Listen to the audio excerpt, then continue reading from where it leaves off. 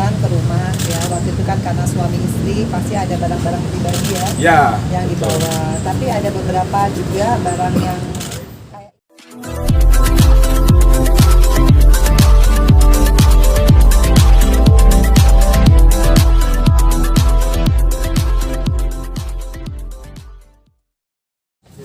baik. Oke, kita mulai sekarang ya. Boleh bang. Ya, ini hari ini agendanya adalah pengembalian barang milik Pak Ferry yang ada di rumah Bu Pena ke adiknya Pak Ari namanya. Nah, terkait tanggal 23 Februari yang kita mulai agenda sidang pertama itu, kan kita udah minta surat kuasa, tapi belum ada respon. Terus tanggal 22 Mei, kita akhirnya kirim surat ke tim kuasa hukumnya Pak Ferry ke Pasuruan. Akhirnya direspon dengan baik, tanggal 17 Juni udah tanda tangan kuasa, dan tanggal 6 Juli hari ini kita akan menyerahkan barang milik Pak Ferry tersebut. Barangnya apa aja? Barangnya ada apa banyak aja? nih. Berapa jenis? Apa aja bang? Mau fotoin aja kali ya. Sebutin aja bang, contohnya apa bang? Lima di antaranya. 5 teratas aja Lima di antaranya. Serah terima barang tuh. 5 di antaranya barang apa? Sebutin bang berapa barang? Ada akta kelahiran, ada elektronik merek, kacamata, terus ada sweater, ada sepatu, koper, kaos kaki, jas ada 2, celana, ada underwear juga, celana dalam, baju koko, kemeja, celana panjang, terus habis itu topi sama parfum. Udah. Berapa baju semua bang? Ya, total ada 101 barang. Gitu. Termasuk jam yang diklaim mahal ya? Jam dinding. Jam dinding. Bukan. Ini permintaan dari Mas Ferry sendiri apa inisiatif dari Mama Vena sih? Ini inisiatif dari Mama Vena. Karena kan emang seharusnya itu kan barang punya suami dan dikembalikan ke suami lagi. Karena kan masih ikatan suami istri. Jadi kita harus meminta surat kuasa itu. Bukan seperti yang dibilang oleh Bang Sunan, urusan lawyer to lawyer. Nggak ada urus di sini urusan lawyer to lawyer. Ini takutnya nanti terjadi fitnah. Karena apa? Pak Ferry kan sekarang statusnya di Kediri, bukan di Jakarta. Kalau misalkan kita pada saat itu serahkan, tiba-tiba Pak Ferry bilang, oh saya nggak ada suruh untuk mengasih itu barang, kesalahan lagi di klien kami. Itu aja sih dari saya. Mbak Vena mungkin barang-barangnya itu nominalnya fantastis seperti apa sih barang-barang dari Mas Ferry sendiri? Barang-barang fantastis nggak nominal barang? Dia nggak tahu karena ini kan barang yang memang dibawa sama yang bersangkutan ke rumah ya. Waktu itu kan karena suami istri pasti ada barang-barang pribadi Ya, yang dibawa. Tapi ada beberapa juga barang yang kayak ikat pinggang sama parfum itu saya kembalikan. Ada barang-barang yang diberikan sama Mbak Vena nggak sih yang sekarang dibalikan sama Mas Ferry mungkin atau hadiah dari Mbak Vena sendiri? Ya pokoknya ini udah lupa ya. jadi kalau hadiah jadi milik pribadi dong.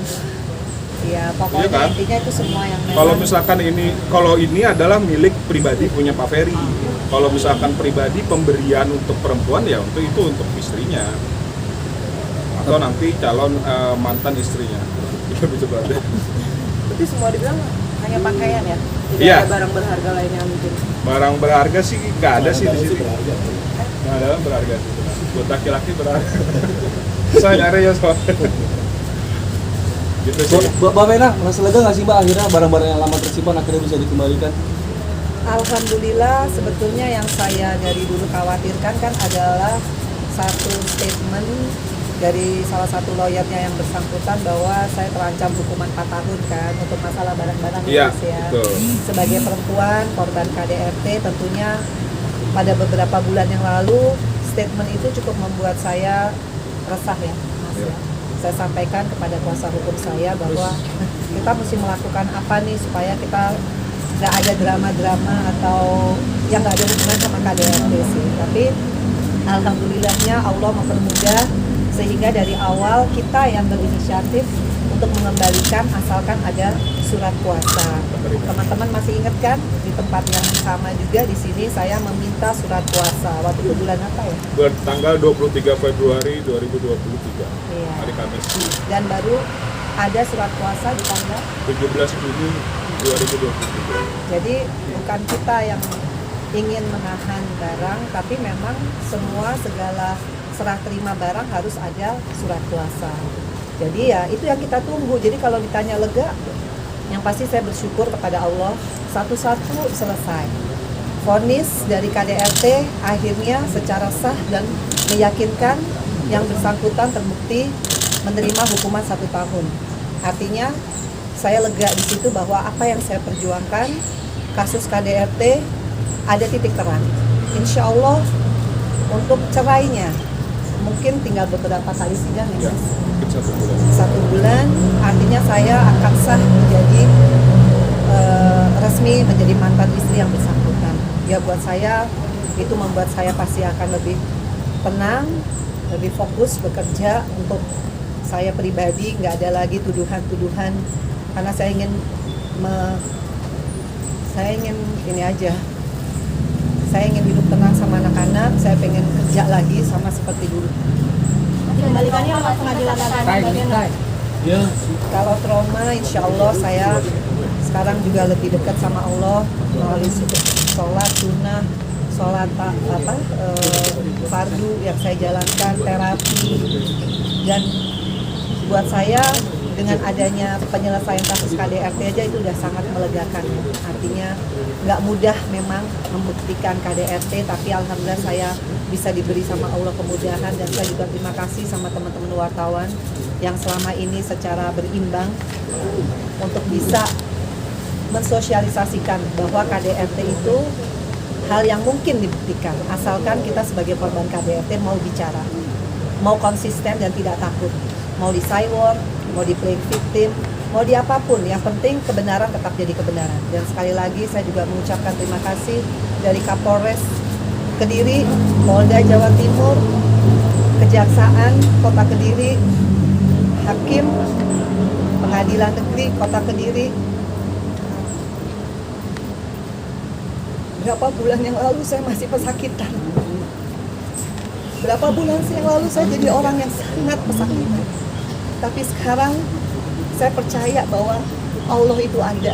Jadi saya sekarang ke sini, ke depannya saya akan benar-benar untuk pengen banget membantu teman-teman perempuan di luar sana yang masih terbelenggu oleh ketakutan. Jadi makanya kenapa saya undang teman-teman wartawan biar menjadi saksi saya juga step by step gimana saya memperjuangkan ini sampai akhirnya nanti insya Allah cerai di akhir bulan, insya Allah pas ulang tahun saya.